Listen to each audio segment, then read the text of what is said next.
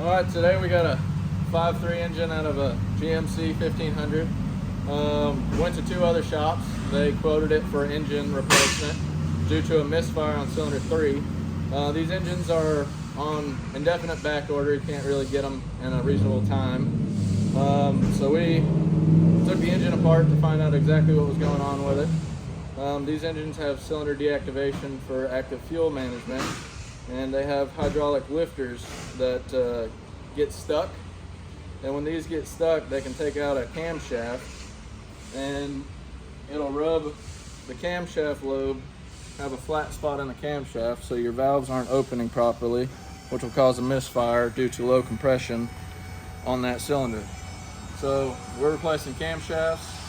It's getting all new hydraulic lifters, as well as the solenoids that activate the lifters, as well as obviously an engine reseal and everything else that goes along with it.